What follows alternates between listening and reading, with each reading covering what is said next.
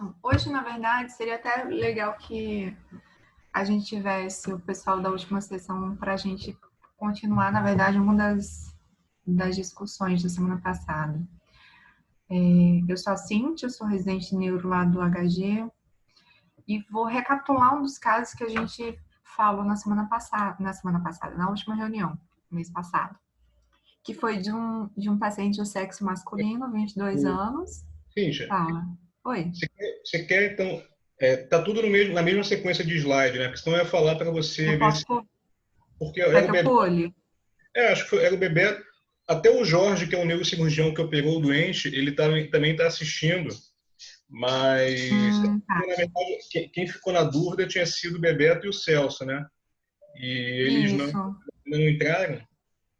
Então, se você quiser, pula ele e deixa isso aí para depois, então, porque foram Então, eles que ficaram na dúvida, né? isso, então tá. Vamos passar para outro caso. Esse daqui é um paciente do sexo masculino, 1 ano e 10 meses, que teve uma história de febre há 9 dias. Há 5 dias começou com instabilidade da marcha, acabou tendo uma queda, sofrendo uma queda da própria altura. Fez uma tomografia que foi realizada em outro hospital, que evidenciou hematoma subgaleal. Ele foi avaliado nesse outro hospital com uma ataxia viral benigna, iniciou o uso de prednisona e foi liberado. Voltou para a emergência do Américas por conta disso, com marcha táxica, base alargada, abertura dos braços para melhor equilíbrio. A mãe relatava uma história de vacina para febre amarela há 20 dias. Fiquei na dúvida até se eu colocava esse dado ou não, mas eu achei que ia ser muita maldade não ter esse diagnóstico, não ter esse dado clínico importante. Então, foi feita a internação dele, colhido o líquor. O líquor tinha um aspecto turvo, normalmente ele seria límpido, água de rocha, né? 251 leucócitos, com predomínio de linfócitos. As proteínas estavam um pouquinho aumentadas, o normal até 50. A glicose estava normal, o que fala contra também se tratar de uma infecção bacteriana. E também a microscopia, o GRAM estava negativo, então também falava contra se tratar de alguma infecção bacteriana. Ele tinha um leuco aumentado com SRN alto. Lembrando, acho que aqui é importante colocar que o aspecto turvo pode acontecer em algumas etiologias virais também. Não é necessariamente bacteriano, não. Então, essas são as imagens. A gente está vendo essas imagens na sequência T2. Eu janelei um pouquinho para tentar mostrar, evidenciar melhor as lesões, porque dependendo de como se olhar, acaba sendo sutil, mas a gente consegue ver bastante lesão em ambos os tálamos, bilateralmente, e a gente consegue ver que tem um acometimento importante da substância negra. Aqui no coronal fica bonito de ver também. O mesencéfalo está bem comprometido e a gente consegue ver todas essas lesões hiperintensas em T2.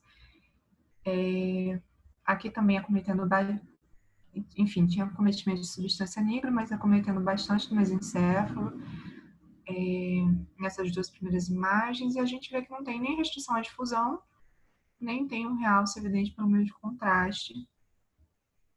Nessas questões, a gente pensa, primeira coisa, no encefalite mesmo, né? Cíntia, só um segundinho.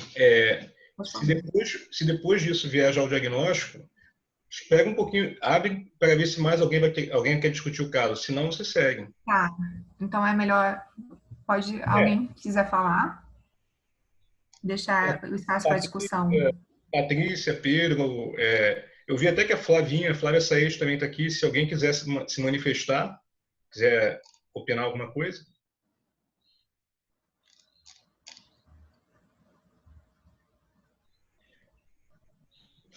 Poxa, que silêncio, hein? Então tá, então assim, é porque eu conheço o caso, eu me manifestar assim, agora é ser meio... Porque eu também conheço o Albertinho, então... Patrícia, quer falar alguma coisa? Acho que a Patrícia até saiu aqui, só para não falar. Não saí não, tô aqui. Não, então, eu não conheço o caso, não. Estou vendo pela primeira vez. A gente tem uma alteração de sinal predominantemente mesencefálica, né? E numa criança que tomou vacina há pouco tempo. E eu acho que a possibilidade de uma coisa inflamatória é grande, né? Tinha algum realce essa lesão, Cíntia? Eu coloquei só uma imagem, mas não tinha realce significativo em nenhuma das imagens, não, tá? Sim, não tinha, era só esse hipersinal mais em T2, né? Isso. E ele pega o mesencéfalo todo, né? Bem Toda a extensão do mesencéfalo, né? E tinha lesão mais para cima? Tinha no tálamo, né? Tinha essa lesão no tálamo. Além disso, uma outra imagem. Nessa imagem do meio, esse comprometimento da substância negra também é uma coisa bem interessante que a Cíntia vai comentar mais para frente, que isso aí ajuda no diagnóstico diferencial. Ajuda não, é mais um sinal que você pode usar no diagnóstico diferencial, né? Não é patognomônico, mas... Continue então, por favor, Cíntia. Normalmente a gente tem que pensar numa encefalite, e nesse caso, a encefalite que você tendo esse quadro clínico, numa situação pós-vacinal, um paciente no contexto infeccioso com líquor sugestivo de infecção viral, a gente tem que pensar na encefalite viral. E nesse caso, associada à vacina de febre amarela. A vacina de febre amarela é uma das que está associada à encefalite pós-vacinal. Cíntia, Oi. Só uma coisa assim, que eu não sei se você vai falar isso mais para frente, mas que a Patrícia falou também está certo. Acho que nesse caso eram dois principais diagnósticos diferenciais. Era o ADEM, né, ou ADEM, que é a encefalomielite aguda disseminada, que está associada com frequência, em especial em criança, ocorre 2 a 3 semanas depois da vacinação, versus a febre amarela vacinal, que é uma complicação bem descrita da vacina da febre amarela, né? Sim. E o ADEM pode acontecer numa situação de infecção viral por diversas etiologias, né? Inclusive da febre amarela também. No caso da febre amarela, ela tem importância não só pela questão vacinal, mas pela epidemiologia mesmo, que é uma doença que é bem prevalente na América do Sul e na África também, que por conta da mudança do padrão de vida, de urbanização, a gente tem vivido um aumento no número de surtos por desmatamento e acaba o ser humano tendo mais contato com o mosquito, que transmite a doença, que é o Aedes aegypti. A vacinação pode ter sim um papel no desenvolvimento da doença, inclusive é descrito que ela aumenta os surtos dos pacientes de esclerose múltipla, e essa associação é positiva.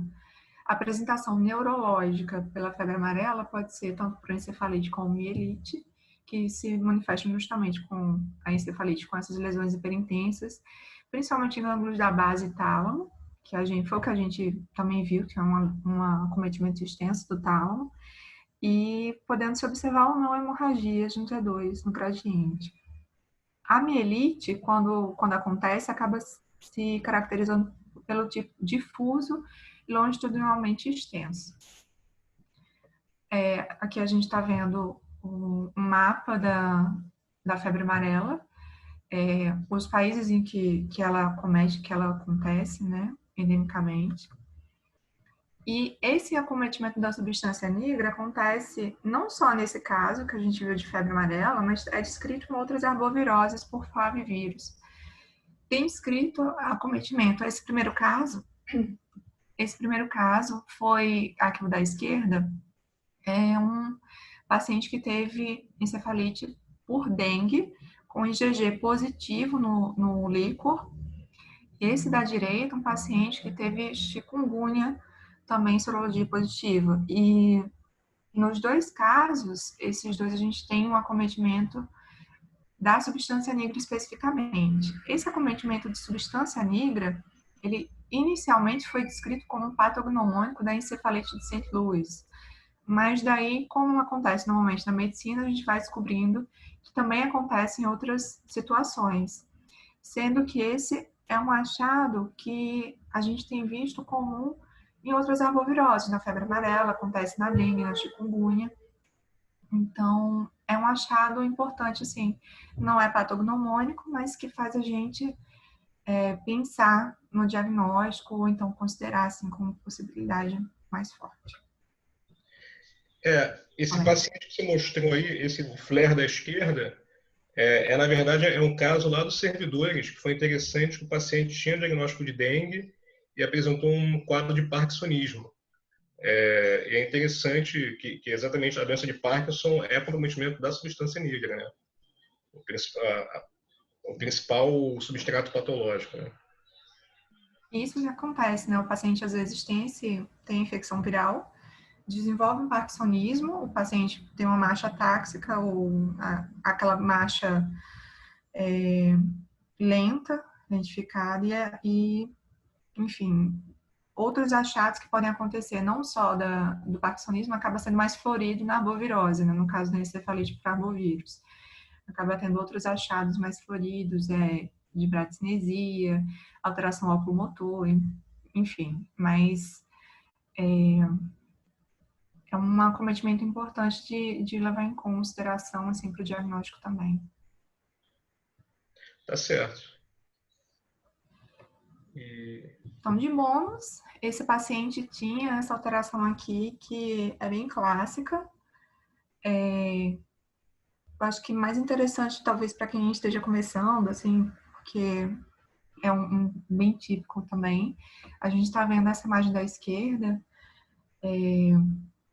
a gente tem um vaso mais alargado, a gente consegue ver no lobo frontal, e ele vem direcionando, a gente vê até melhor no tempo pós-contraste, ele se direciona aqui para o corno anterior do ventrículo lateral correspondente, e dá para ver aqui no sagital, tempo pós-contraste, que tem outros vasinhos chegando, e ele drenando aqui, chegando para o corno anterior do ventrículo lateral, como que viesse drenando isso aqui.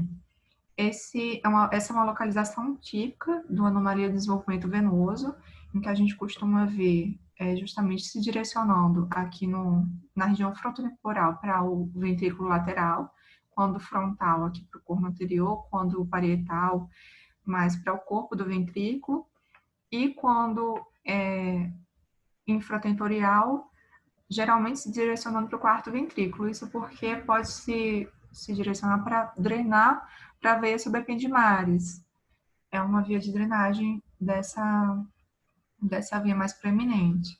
É uma formação vascular cerebral mais comum, que é melhor vista em SWI e no T1. O SWI é um gradiente que a gente vai ver, é ótimo para ver anomalia com baixo fluxo, né? Essas alterações, malformações vasculares de baixo fluxo, que marca, deixa mais hipointenso. E o T1 pós-contraste que vai definir a estrutura vascular melhor para a gente. O achado geralmente é incidental, geralmente não tem relação significado clínico, mas em menos de cerca de 0,2% dos casos pode ter algum sintoma associado a isso. Hemorragia, infarto venoso, epilepsia, isso às vezes acontece por uma complicação, uma trombose da anomalia de desenvolvimento venoso, alguma outra complicação, um componente arterial que não tenha sido bem visto, e, enfim, bem raro, mas pode acontecer. E como eu falei, o mais comum, fronto parietal drenando, justamente como esse caso que a gente viu para o corno anterior do ventrículo lateral. A anomalia de desenvolvimento venoso, em 99,9% dos casos, ela é um achado sem significado clínico nenhum. Na verdade, é uma veia embrionária, uma veia medular que não regrediu. Inclusive, não é cirúrgico. Se você tem... Porque a veia ela ainda drena a parênquima cerebral. Se você retira essa anomalia de desenvolvimento venoso, você vai fazer um infarto venoso na parte do parênquima que ela drena. A complicação, epilepsia, mais provavelmente, é um cavernoma que está associado a anomalia de desenvolvimento venoso. Ela, por si, Isso. raramente vai causar epilepsia.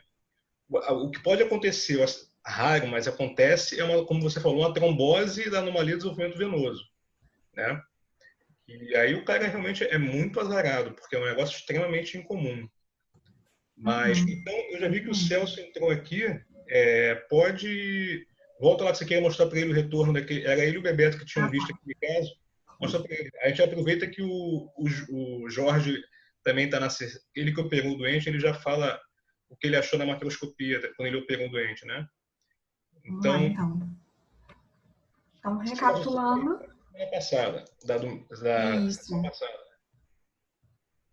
A gente vai retomar um pouquinho daquele caso para me redimir das dúvidas que eu fiquei devendo sanar na última sessão. Então, para quem não viu o caso, esse é um paciente de sexo masculino, 22 anos, com um relato de cefaleia holocraniana, piora à esquerda, há 3 meses, que piorou há 1 dia, e apresentou episódio de ausência durante o atendimento. A avaliação da neurocirurgia foi de cefaleia amnésia retrógrada. E essa era a imagem na tomografia, que foi o primeiro exame feito. O paciente fazia 3 meses que ia de emergência em emergência e acabou fazendo esse exame da tomografia, em que a gente vê uma área aqui no lobo frontal esquerdo, uma lesão isohiperintensa, com bastante região hipointensa, sugestiva de edema circunjacente, com realce nodular bastante intenso, com umas áreazinhas císticas de permeio, com importante efeito de massa, desviando a linha média contralateralmente, e partiu para a ressonância, em que a gente via essa lesão sólido cística, a gente vê até 2 componentes císticos de sinal diferente. A gente lembra, assim, que essas porções císticas peritumorais podem ser como se fosse um armazenamento do edema relacionado a aumento da vascularização ou extravasamento vascular. E acaba formando esse componente cístico. E a gente vê que tem alguns fluovoides, aqui no T2 da direita eu achei até melhor de ver, uns fluovoides aqui no meio, e tem os componentes císticos que a gente tinha visto na tomografia, também intratumorais. Então, a lesão sólido cística com componente cístico intra e extratumoral, hemisférica no lobo frontal esquerdo, que tem os depósitos, aqui à esquerda a gente vê bem no SWI uns depósitos de material hemático, com esse efeito de massa extenso, e essa tinham sido as imagens que eu tinha mostrado, com realce também pelo meio de contraste.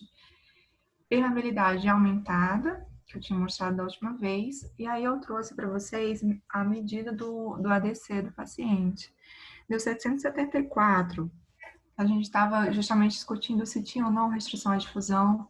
Eu trouxe também para ajudar uma tabela com os valores que são esperados, que são diferentes para as crianças menores, para as crianças e adultos. E o valor... A discussão aí, na verdade, é porque, para quem lembra da sessão passada, o diagnóstico da patologia saiu mesmo como hemangioblastoma. E é clássica, assim, totalmente tudo fora do lugar, né? Porque o hemangioblastoma é um tumor de fossa posterior e o clássico componente sólido dele ele facilitar a difusão. E aí ele claramente restringe a difusão. Quer dizer, esse daí não leu o livro nada. E aí eu vou até aproveitar, eu acho que o Jorge Luiz ainda está na... Jorge, quando você abriu o paciente, você comentou que achava que era mesmo hemangioblastoma, né? Então, boa noite a todos, um prazer estar aqui. Eu confesso que quando eu entrei na cirurgia, eu não tinha na minha cabeça estabelecido o que seria. Eu estava com medo de a gente ter alguma lesão que pudesse, lobo frontal esquerdo, de poder deixar ele um pouco afásico, né? Ainda mais se tivesse alguma questão infiltrativa.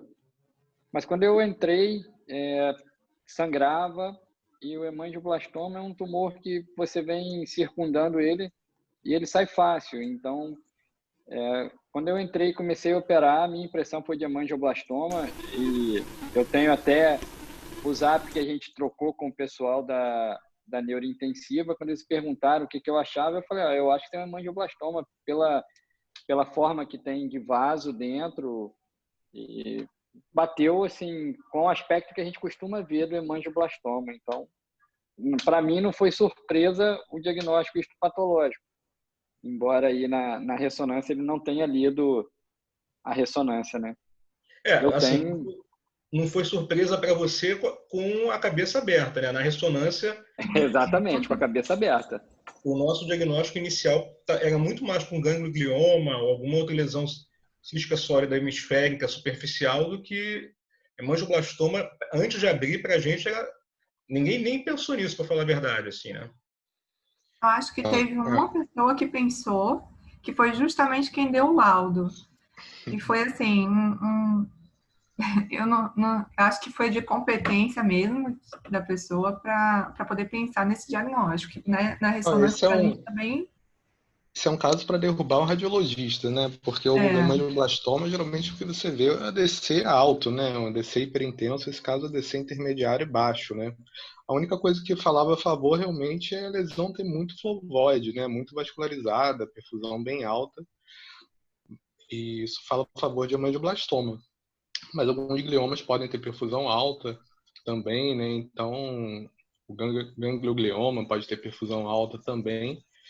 Mas realmente esses flavoides falavam a favor. E o ADC é totalmente contrário, né? Então, muito difícil para o radiologista fechar esse diagnóstico com esse ADC desse tipo. Sim. E aí, como o Robertinho falou, né, a conclusão do histopatológico é hemangioblastoma, que é um tumor grau 1 da OMS. Mas realmente esse não é um hemangioblastoma típico mesmo. Na ressonância, o hemangioblastoma ele costuma ter uma difusão facilitada, né? A perfusão aumentada ele tinha mesmo, tinha os flavoides e tudo mais. Ele não costuma ser supratentorial, mas como é que seja infra. E esse paciente, no estudo microscópico, o microscópico deve ter sido bem sugestivo para ter se insistido na imunistoquímica, porque a inibina normalmente é positiva, o CD34 geralmente é positivo e a quinta é negativo. O que deve ter ajudado muito o diagnóstico é esse marcador D240, que é um anticorpo monoclonal usado justamente para diferenciar, fazer fazer um dos diagnósticos diferenciais mais importantes com relação ao hemangioblastoma, que para a gente não parece tanto na radiologia, mas na microscopia é o carcinoma de células renais. A gente consegue ver na histologia, aqui na esquerda, são aumentos diferentes, mas a gente consegue ver alguma semelhança, até eu que sou radiologista, que não sei bem ver. Mas a esquerda tem esse carcinoma de células renais e a direita hemangioblastoma. Então, os dois a gente consegue ver muita estrutura vascular, são muito vascularizados. E um dos marcadores que ajuda justamente a fazer esse diagnóstico diferencial é o D240, que marca o endotélio do hemangioblastoma. Para fazer esse diagnóstico diferencial, que foi o caso, eu acho que foi uma das coisas que ajudou. E aí eu tentei rever a literatura quanto a isso, porque são poucos casos escritos na literatura. O máximo que eu encontrei de estudo de revisão foram descritos 132 casos. E só que com relação à ressonância, não se fala de muitas diferenças em relação à imagem. Então, normalmente, o hemangioblastoma supratentorial tem um pouco menos de componente cístico, mas o componente cístico é mais importante nas regiões de barreiras anatômicas, por exemplo, na interface substância branca, substância cinzenta, que era um pouco o nosso caso, que fica nessa barreira anatômica, acumula o edema e forma um cisto. Tem uma associação positiva maior com a síndrome de von Hippel-Lindau no hemangioblastoma supratentorial, principalmente naqueles que ficam em região celar e supracelar. E faz o diagnóstico diferencial principalmente com o meningioma angiomatoso e carcinoma de células renais, isso histologicamente. É muito raro, é uma lesão que acontece em menos de 1% dos casos. Quando é supratentorial hemangioblastoma, pode acometer nervos ópticos, que é a asma e os hemisférios, mas realmente não é o comum da gente ver. nenhum dos artigos que eu encontrei falavam da questão da restrição à difusão. Realmente esse foi um dado que não foi explorado, não fala nem de facilitação, nem não menciona, na verdade, o aspecto na difusão. O nosso caso, ele tem restrição, né? E é isso. O outro... Sim. Obrigado aí, parabéns. Dessa vez você respondeu as perguntas, provou dessa vez que era um hemangiblastoma, né? Acho que seria importante também pesquisar von Hippel-Lindau nele, né? Não sei se você tem esse dado, Cíntia, se foi feito exame de abdômen ou alguma análise genética. Não. Mas... Não foi esse paciente foi... Todo paciente que a gente tem, desculpa aí, é o Pedro, né, que está falando? Isso, Jorge. Oi, Pedro, Jorge. Tudo bem? Boa noite. Então, boa noite. Todo paciente que a gente opera hemangioblastoma, eu operei recentemente um outro garoto, eu posso depois até passar essas imagens aqui, mas era típico, era na fossa posterior, apesar de ser adulto, e ele tem von Hippel-Lindau com lesão no fígado, com lesão nos rins, com lesão assim, em vários órgãos abdominais, vai operar o rim agora, tem uma lesão na coluna torácica também. Mas esse garoto está na oncologia, já foi encaminhado, inclusive eu encaminhei para a pesquisa de von Hippel-Lindau, e ele está fazendo os exames.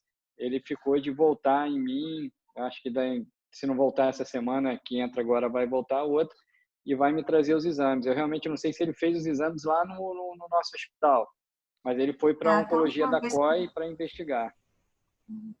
Ótimo. A última vez que o von Hippel-Lindau mas a gente revê. É uma sarcomatose, né? Pode ter também carcinoma de células renais, né? E tumores do saco endolinfático, bilaterais, inclusive, né? São outros tumores associados. Mas é importante pesquisar nele, né? Já tem essa associação forte, principalmente hemangioblastoma supratentorial. Eu acho que todo hemangioblastoma tem que investigar, né? Eu acho que todo. Você fez um diagnóstico de hemangioblastoma, tem que investigar, porque a gente encontra, né? Sim. Cíntia, então, desconecta a sua tela, por favor, que eu vou mostrar o meu caso e o do Lucas também, porque ele não pôde apresentar. Desconectar aí. Beleza, deixa eu compartilhar aqui minha tela.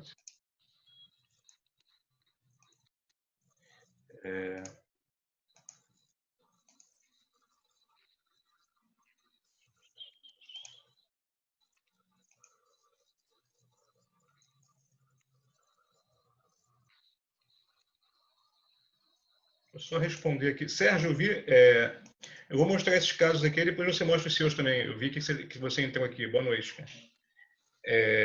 Então tá, eu vou mostrar. Esse caso aqui é interessante pela clínica do doente, né? Como a evolução toda. É um paciente de 75 anos que ele deu entrada na emergência. Ele falou que tinha baixa acuidade visual flutuante no olho esquerdo, diplopia e hipoacusia esquerda há semanas. Ele procurou a emergência porque apresentou um quadro de amaurose há 24 horas. O exame neurológico dele, ele tinha redução da acuidade visual, perda da capacidade de diferenciação de cores e paresia do reto lateral à esquerda. Ele já tinha sido visto por um oftalmologista que disse que ele tinha sinais de neuropatia óptica isquêmica. Não tinha outros déficits motores.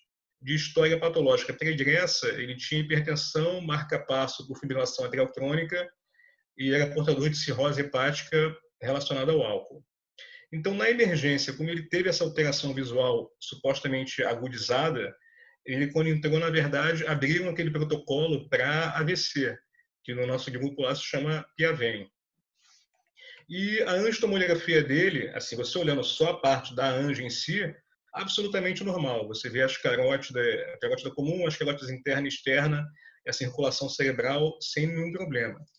Só que, quando você olhava o exame com mais calma, você via que tinha um tecido aqui ocupando a fissura orbitária superior, né, que se estendia para o ápice orbitário.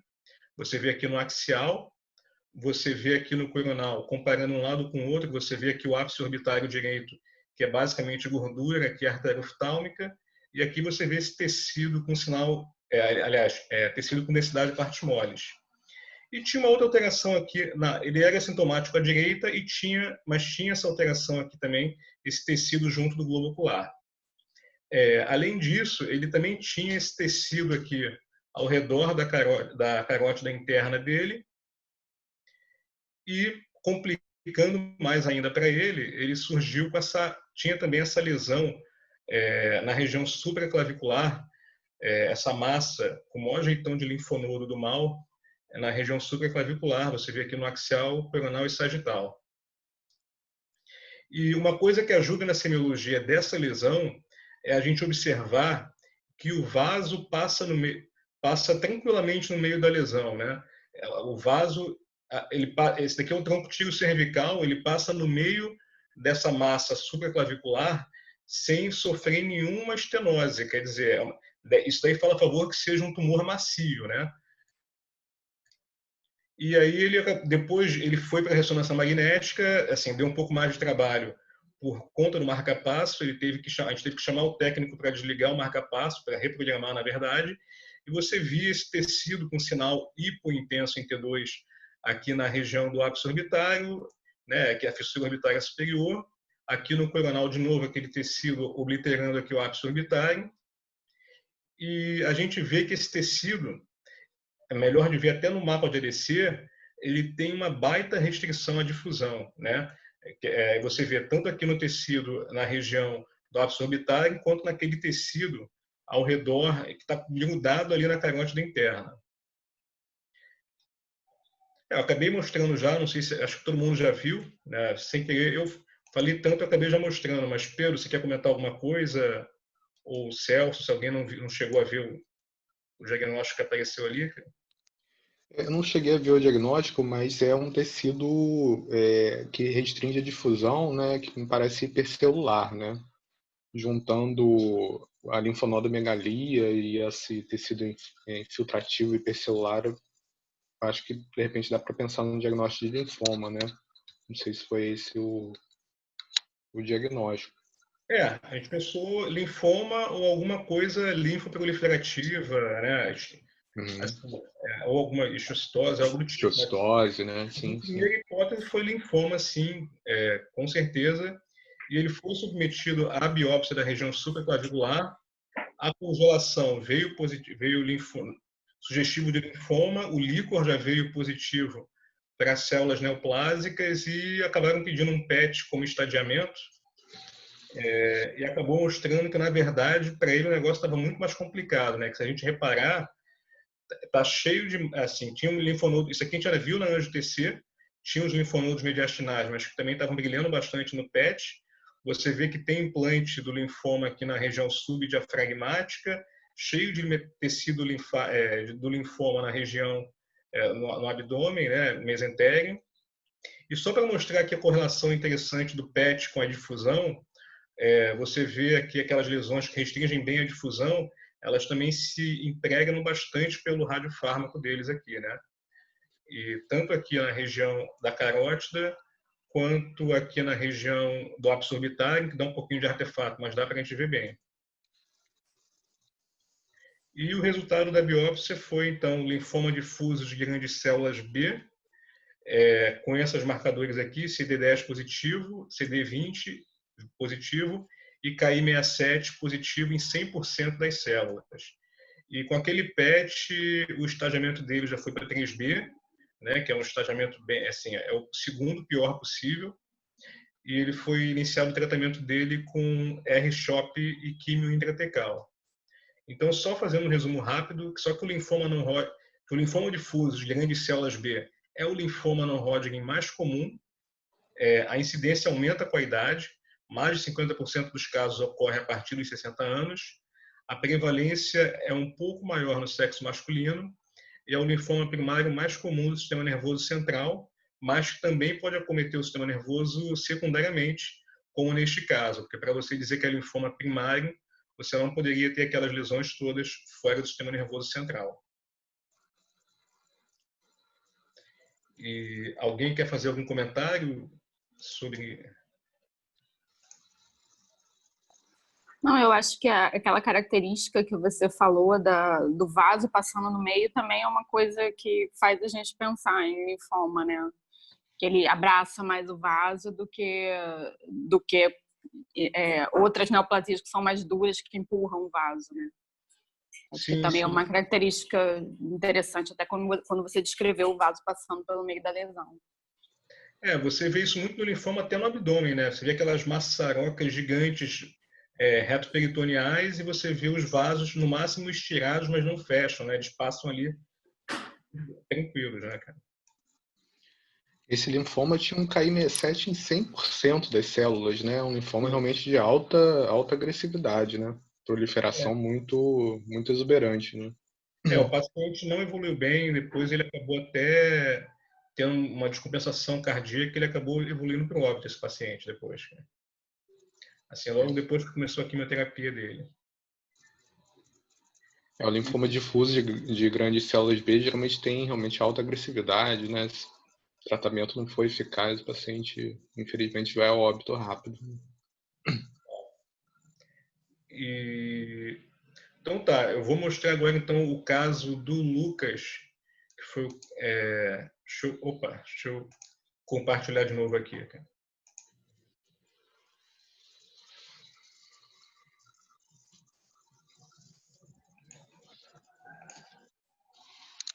Então, esse caso quem preparou foi o Lucas, que é residente lá do Vitória, mas ele não pôde apresentar porque ele está de plantão no procardíaco. Então, o caso é um paciente do sexo masculino, de 21 anos, tem histórico de paralisia cerebral com paraparesia espástica desde o nascimento e iniciou um quadro de diparesia braquial e parestesia nas mãos. E aí realizou uma ressonância de neuroeixo para investigação.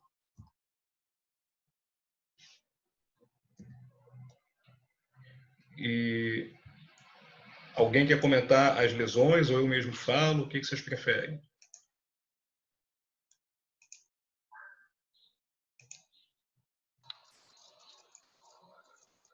Bem, então eu vou comentar aqui.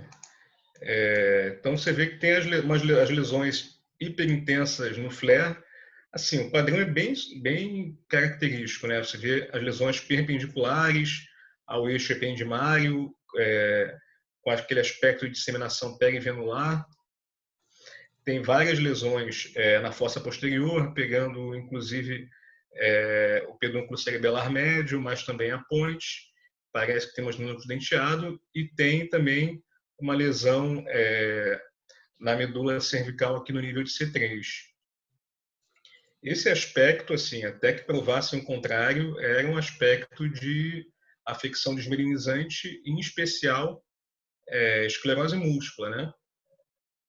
Tinha até algumas das lesões ainda realçavam pelo contraste, inclusive essa lesão aqui justa cortical, parietal, e essa outra lesão aqui junto da margem ventricular, e a lesão medular também.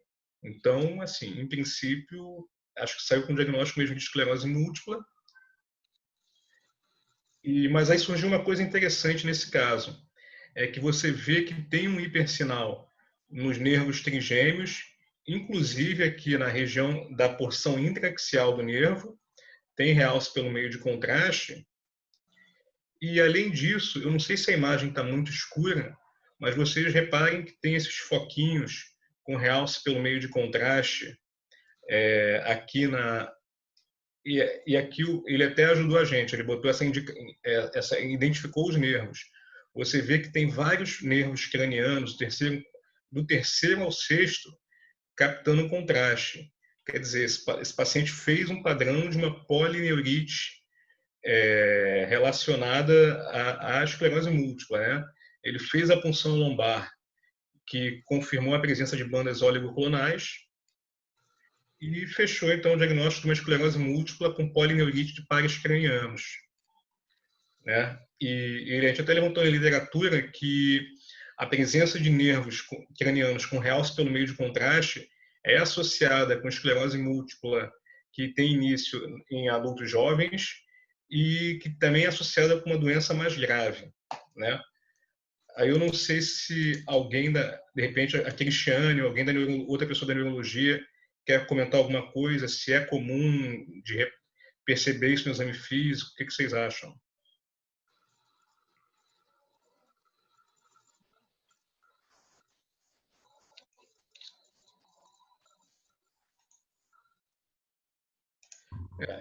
Eu nunca tinha visto realce de nervo craniano. Como eu não faço esclerose múltipla, não faço desmielinizante, eu não sei dizer de fato o quão prevalente é, mas eu achei interessante, eu nunca tinha visto, nem me recordava de ter lido a respeito dessa associação.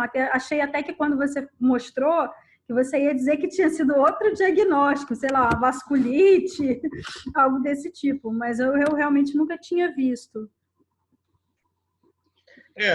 Assim, para ser bem sincero, eu só tinha visto realce isolado do 5º par e uma vez eu vi um caso de realce também do 7º par. Agora, todos os nervos assim com realce eu nunca tinha visto, né? Também e um paciente azarado, né? Que ele já tinha paralisia cerebral e agora tem essa forma agressiva e precoce de esclerose múltipla. A imagem dele é bem, pelo menos intraparenquimatosa, né, bem característica de esclerose múltipla, né? Tem localização nas 4 localizações típicas, né? Justa cortical, periventricular, fossa posterior e medula. Tem lesão captando e não captando ao mesmo tempo, já tem critério de disseminação no tempo e disseminação no espaço. Né? A imagem é bem típica. Agora, realce de nervos cranianos, o que a gente vê realmente na esclerose múltipla mais comumente é neurite óptica, né? Que a gente vê. Foi até acrescentado como critério diagnóstico no Magnus de 2016, mas essa neurite múltipla é muito incomum, né? Pouco frequente. É comum o paciente ter uma clínica de nervo trigêmeo, às vezes, por acometimento ali do núcleo do nervo trigêmeo no tronco cerebral, né? Mas realmente nunca tinha visto assim um caso com tanto acometimento de outros nervos sem ser o nervo óptico. A gente Bem pode ver interessante. até quando é o 7º, ver o acometimento intraaxial, mas realmente, assim, já depois da emergência do tronco, no tronco nunca tinha visto. Esse diagnóstico de realce de nervos cranianos é bem extenso, né? Você pode ter doenças infecciosas, encefalite por varicela, por exemplo, tumorais, metástases leptomeníngeas, né? Enfim, linfoma, outras doenças, sarcoidose pode fazer. A proteína do líquor era muito alta? Ou nesse artigo que vocês acharam de polineurite nesse artigo ele fala alguma coisa da relação da proteinorraquia com esse realce? Não, sinceramente, ele não comentou nada a respeito, não. Se tinha... Tá. Mas eu posso pesquisar também depois e até... Não, sem problema, só curiosidade mesmo. Na próxima sessão eu trago, igual a Cíntia, ficou um dever de casa para a próxima sessão, não tem problema nenhum.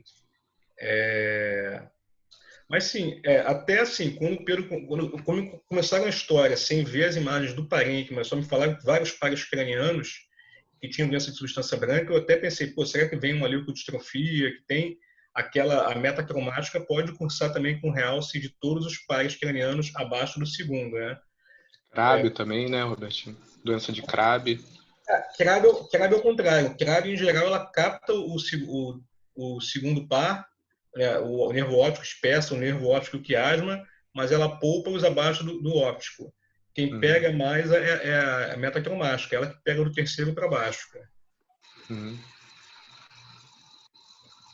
Tem diagnóstico diferencial aqui, ó, ele tinha colocado. Inclui metástases, neurofibromatose tipo 2. Eu acho que aqui, assim, pela imagem desses que ele colocou, nos Estados Unidos, Lyme entra como diferencial para tudo. Todo mundo que tem esclerose múltipla lá nos Estados Unidos, eles fazem pesquisa para Lyme porque lá é muito prevalente, né?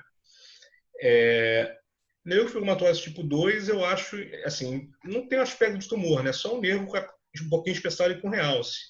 Linfoma e leucemia, sim, entram no diagnóstico para tudo. E a polineuropatia desmielinizante inflamatória crônica, né? A CIDP, ela entra no diferencial, mas a clínica em si é um pouco diferente, né? Não é esse curso. E aí até ele aproveitou para mostrar uma coisa interessante, que as placas de esclerose múltipla, elas classicamente elas têm a distribuição perivenular. E à medida que os nossos equipamentos vão melhorando, a gente começa a ver isso cada vez melhor, né? Então, a gente vê aqui o FLAIR, as placas de desmelinização, e aqui o SWI, você vê os vasos, né? Então, o que a gente está fazendo agora? A gente funde as imagens do FLAIR com SWI. E você vê muito bem como as placas elas têm esse padrão de comprometimento perivenular, né? Então, isso aqui é mais uma coisa que ajuda mais, que corrobora ainda mais com a questão da esclerose múltipla, né? Esse padrão é bem típico é descrito como sinal da veia central e é bem típico de esclerose múltipla, né? Tá aqui um artiguinho falando a respeito dele também, né? E é isso. Mais algum comentário?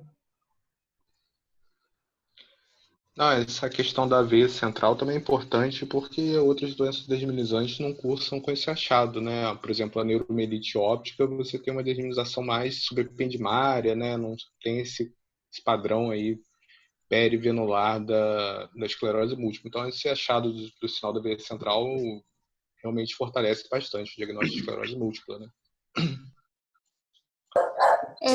Você fazer esse SWI com contraste melhora essa identificação do vaso no meio, Robertinho? Cara, você acha que muda? Assim, eu não li nenhum artigo a respeito, mas eu acredito que com o SWI atual, ainda mais lá na máquina de 3 Tesla, acho que é desnecessário, cara. Acho que você consegue ver perfeitamente. Geralmente a gente já faz com contraste, né? Porque no protocolo a gente faz o T1, já injeta e todas as outras Então, isso que eu estava sequências são pensando, pós-contraste. já é com contraste, né? Já vai ser Já é com pós-contraste contraste. mesmo. Eu Mas a acho minha que dúvida era se mudava efetivamente alguma coisa ou não, entendeu? Acho que provavelmente não interferiria não no SWI. Em geral, o protocolo que a gente faz, acho que todos os serviços no Rio fazem, você começa o exame, faz umas 2 sequências, os T1s pré que tem que ser feitos, você injeta e depois vai tocando o exame, porque já está consagrado na literatura que a maior sensibilidade do método é por volta de 10 minutos após a administração do gadolínio, né? Então, por isso que a gente faz um T1 para a gente ter uma sequência pré, ou já injeta ali ou faz mais outra sequência e injeta e toca o barco. Aí no final repete o T1 pós-contraste. E tem gente que gosta de fazer um flare pós-contraste também para ver, às vezes você vê até realce leptomeníngeo, que também é um achado possível na esclerose múltipla, né? Robertinho? Oi, Celso. Foi a Patrícia? Foi a Pita que falou? Isso, Isso, sou eu. Tudo bem? Tudo bom? A questão do SWI, pós-contraste, é para você ver a maior sensibilidade placa que capta, placa ativa. Tá? É por isso que se tem a tendência a fazer isso. Foi até tese de doutorado do Lázaro, lá de São Paulo, com o pessoal da Santa Casa. Então, essa ideia de usar o SWI é justamente essa, de você ter uma sensibilidade maior, diz que é até mais sensível. Aí a gente tem que ver na prática cada um. Voltando ao caso, eu fiquei muito intrigado com essa história de paralisia cerebral dele. Não sei quantos anos o rapaz tem. Quantos anos, Robertinho? 20. Tem 21. 21 anos, isso. 21. Que paralisia cerebral que ele tem, não é? Foi o que ele colocou aqui na história. Apesar do crânio estar bem, assim, em relação à paralisia cerebral, eu também achei bem inocente, né? Exatamente. Acho que uma primeira coisa que chama atenção é justamente essa questão da paralisia cerebral dele. Achei muito estranho, com um cérebro que, de alguma maneira, não tem muita correlação de causa e efeito. Primeira coisa, eu achei meio estranho. Segunda coisa é que a questão das lesões dele para uma esclerose múltipla nesse sentido, tem lesão que capta, tem lesão que não capta. O Pedro, acho que foi o Pedro, não sei, falou que parece que já tem critério diagnóstico até disseminação no espaço. Você tem lesões antigas, parece, tem lesões mais agudas, então ele não estaria num evento agudo de início severo de uma esclerose múltipla, como foi levantado no artigo. Não sei se vocês chegaram a mencionar achados do líquor desse paciente, principalmente exclusão de outras patologias, se o líquor é tendencioso a inflamatório ou é também tendencioso à questão de alterações voltadas para a desmielinização. Não sei se tem esse dado, vocês têm? Tinha bandas oligoclonais, Celso, no líquor. Mas estou falando ao contrário. A questão da proteína não tem esse dado, não. Não, proteína, se teve pesquisa para infecção, porque quando você mostrou ali, eu pensei em borreliose, doença de Lyme, com esse acometimento. Não, tem que pensar mesmo, Inclusive as lesões intraparenquimatosas às vezes simulam, né, lesões desmielizantes. Porque, assim, a gente não tem condição de, às vezes, isso entra nos red flags de diagnósticos diferenciais, dessas lesões ditas típicas, mesmo com comprometimento perivenular. Elas têm essa distribuição porque elas são perivenulares, né? Então, a alteração inflamatória que você vai ter em volta do vaso, ela vai ter essa localização porque o vaso tem essa distribuição. Então, se você pegar um paciente idoso e fizer um flare sagital, o aspecto é igual. Então, esse tipo de aspecto ele não é igual à alteração de desmielinização. Eu acho que quando você tem alterações outras que não encaixam dentro de uma história geral, claro que ela vai ser ou a exceção de uma coisa bem comum, no caso, uma doença de desmielinização, mas como é que você entra com a questão de impregnação de contraste e o líquor, até para você pesquisar e dizer sorologia do líquor, né? Eu acho que entra borreliose, dentre uns tipos, a doença de Lyme, que a gente também tem no nosso meio, né? E a história dele de paralisia encefálica não bateu aí com a questão da imagem em si. Eu fiquei realmente com muita dúvida. E a outra, acho que foi a Cristiane, se eu não me engano, se eu estiver falando besteira, vocês me corrigem, questão de vasculite. Entendeu? Vasculite é uma coisa que entra no diagnóstico diferencial. E uma terceira outra coisa são encefalites autoimunes. Quando você tem esse quadro mais arrastado, paciente jovem, acho que a encefalite autoimune ela tem que entrar nesse diagnóstico diferencial. Pedro levantou bem a questão de leucodistrofia, mas realmente esse comprometimento de nervo craniano dessa maneira, e CRAB é justamente o que o Robertinho falou, né? Espessa, é diferente. Eu acho que eu ficaria com essas dúvidas para poder, de alguma maneira, pesquisar mais. Acho que o líquor iria ajudar bastante, e a questão dessa história dessa paralisia facial, paralisia cerebral dele também, de alguma forma. O que o Celso está falando é importante, porque nos critérios de diagnóstico, os últimos critérios da esclerose múltipla, o primeiro é lesões e localizações típicas, 2 das topografias, ele tem nas 4, né, já tem esse critério. Tem lesão captando e não captante de contraste, que indica também critério de disseminação no tempo. Agora, a terceira questão nos critérios é no better explanation, né? Você não tem uma outra explicação mais plausível que a esclerose múltipla para a clínica do paciente. Então, realmente, tem que ser feita uma exclusão laboratorial da licórica, de outras causas. Porque, assim, sendo bem franco, né, Pedrinho? A questão do diagnóstico de esclerose múltipla ser colocado dessa maneira é justamente para você permitir aqueles casos dúbios onde você bota a sensibilidade lá em cima e a especificidade você joga lá embaixo. Então entra todo mundo. Se você ter critérios... meio barulhento. Quem tiver... fecha o microfone, por favor, quem não estiver comentando.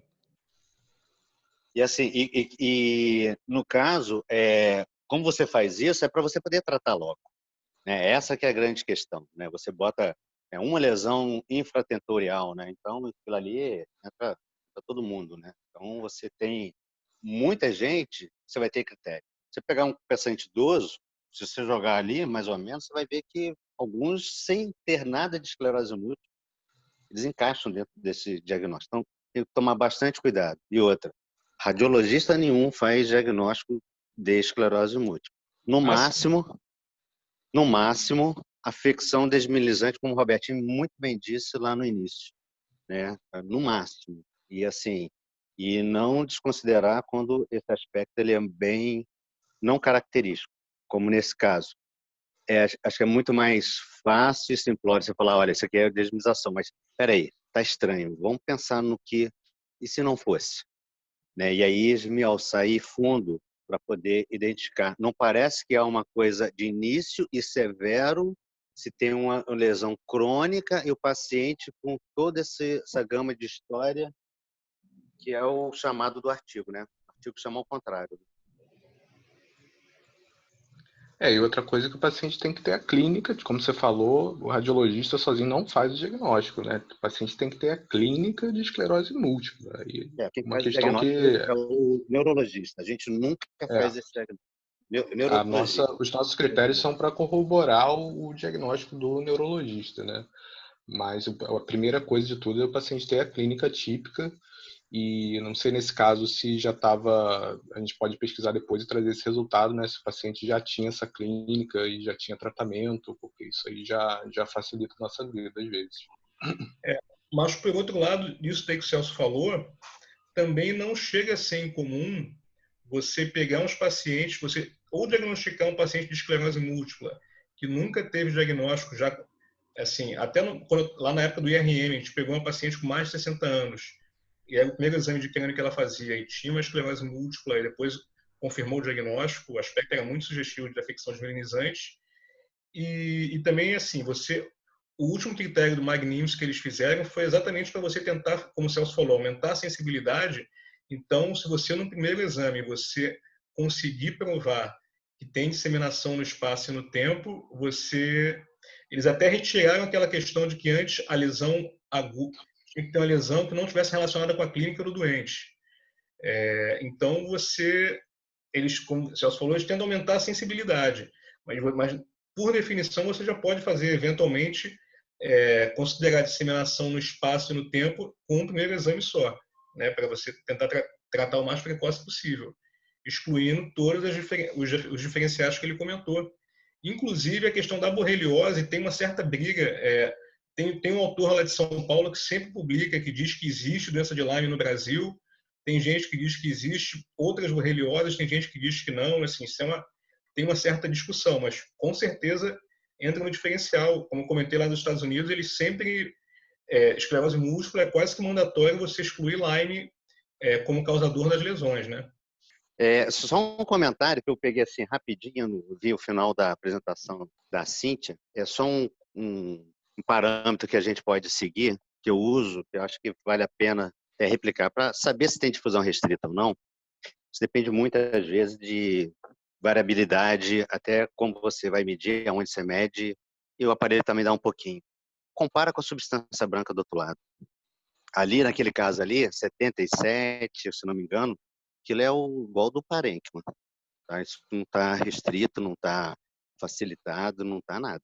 É normal, é igual do parênquima. Então, não tem isso. Então, é como uma dica que eu sempre uso, meço no mapa, aonde você quer ver, e na substância branca normal, fora da lesão. Só isso. Tá. O Sérgio está comentando aqui no chat que ele está com problemas na internet dele. Porque o que eu posso fazer, eu tenho um caso aqui que eu não preparei em PowerPoint, mas eu tenho as imagens. Aqui eu posso apresentar rapidinho aqui. Assim, o diagnóstico vai ser fácil, mas vai ser interessante a apresentação do caso, né? Como foi. Esse caso foi interessante porque ele chegou lá no hospital como... Opa, deixa eu tirar o nome do paciente. Ele chegou no hospital como a pior cefaleia da vida dele. Então, já pediram logo a angiotomografia, pensando em hemorragia subaracnoide, ruptura de aneurisma, enfim. E aí foi interessante que acho que a primeira passagem do plantonista, quando ele olhou assim, opa, não tem aneurisma não, tá tranquilo. Só que depois ele caiu a ficha dele, peraí, não tem aneurisma aqui, mas tem um negócio esquisito aqui que não era para estar aqui, né, cara? E se você reparar, tem uns outros foquinhos iguais aqui, né? E aí esse paciente acabou, assim, daqui já dava para dar o diagnóstico sem problemas nenhum, né? Alguém quer falar o diagnóstico, eu mesmo comento, Celso, Gabriela, não sei se alguém quiser comentar. Lesão tem densidade de gordura, né, Robertinho? Sim, exatamente. Isso aqui é o diagnóstico clássico, né, de desmode, né? Cisto aliás, Dermode. Dermode, é. E você vê que tem os foquinhos, tem ele aqui e tem os foquinhos de gordura aqui no espaço subaracnoide. Então é um cisto dermode que rompeu. Tem até aqui dentro do ventrículo lateral um foquinho de gordura, né? Ele acabou indo para a ressonância, não sei se não acreditaram no diagnóstico, mas foi bom porque a ressonância mostrou muito bem, né? Você vê aqui o cisto dermode pai e você vê a quantidade de gordura espalhada pelo espaço subaracnoide, né? E o problema disso aqui é que isso aqui é muito irritativo, né? O paciente, por isso que ele dá entrada com essa clínica de meningismo, de uma dor de cabeça de forte intensidade, mas isso aqui pode dar uma reação inflamatória tão grande que pode acabar evoluindo com vasoespasmo e com infarto, né? E eu imagino que tratar isso aqui cirurgicamente, esse paciente tinha indicação de cirurgia, não para recolher todos esses foquinhos, mas porque essa lesão maior, ela tinha um efeito compressivo, não deve ser tarefa fácil, né? Eu até olhei a história desse paciente, depois você vê aqui, para confirmar, para quem não acreditava ainda, faz a sequência com supressão de gordura. O sinal cai bastante, e esse paciente daqui, na época ele foi avaliado, ele tinha indicação de cirurgia porque essa lesão ela causava compressão no quiasma óptico, mas o paciente disse que preferia, ele não era do Rio, ele preferiu voltar para São Paulo para ser operado lá. Mas é isso, é só para lembrar aqui um diagnóstico diferencial de nem sempre a pior cefaleia do mundo é hemorragia subaracnoide, né? O quadro de cefaleia provavelmente está associado a essa inflamação leptomeníngea, né, Robertinho, que pode ser causada pelas gotículas de gordura. Sim, sim. A gordura é extremamente irritativa, né? E você vê aqui no T1, a gente vai passando, tem gotícula de gordura para tudo que é lado, né? Inclusive dentro do ventrículo. E ele não tinha nenhuma complicação isquêmica, não, né, na difusão. Não. Esse paciente, eles fizeram um corticoide para ele, por conta da questão da inflamação, fizeram e ficou só com suporte, teve alta em 5 dias, assintomático, e voltou para São Paulo, que ele queria operar lá, cara. Mas então é isso, cara. Já que o Sérgio ficou com esse problema na internet, então acho que eu vou encerrando por aqui. E mês que vem, a gente faz a sessão de novo. Eu volto com a questão, eu vou pesquisar a questão melhor da esclerose múltipla e vou pedir também para o Lucas, que mandou o caso, para ele pesquisar melhor o prontuário do doente, rever essa questão de paralisia cerebral. Como o Celso comentou, que o cérebro dele está muito bom para quem tem paralisia cerebral. E é isso. Pedro, Celso, mais alguém quer falar alguma coisa? Oi, vocês estão me ouvindo agora? Celso, nos ouvimos. Eu só te parabenizar pela sessão. E falar para cuidado com a sua audição aí. Essa dificuldade, você sabe que essa dificuldade que você está tendo em mexer com o computador, cara, isso aí é fator de risco para a Covid, né? Pessoal mais idoso que tem dificuldade de mexer com o computador, cara. Fica tranquilo. Eu tenho bons amigos. É bom, né? Bom, cara. Bom, eu conheço bons geriatras também, que eu estou me certificando de quem vai me cuidar, cara. Mas então, beleza, pessoal. Então, muito obrigado por todo mundo que assistiu. Obrigado, em especial, Pedro, Celso, Patrícia, que ficaram ajudando aqui a comentar os casos. Obrigado também a Milene, né, que, como sempre, deve estar trabalhando igual louca, porque a quantidade de sessão que a Sociedade de Radiologia está fazendo, e ela que faz toda essa parte a parte logística para a gente, né? Então é isso, pessoal. Boa noite para todo mundo aí. Até mês que vem. Boa noite, Robertinho. Boa noite. Obrigada, viu? Um abraço. Parabéns pela sessão. Valeu. Gente, vocês estão me ouvindo? Boa noite.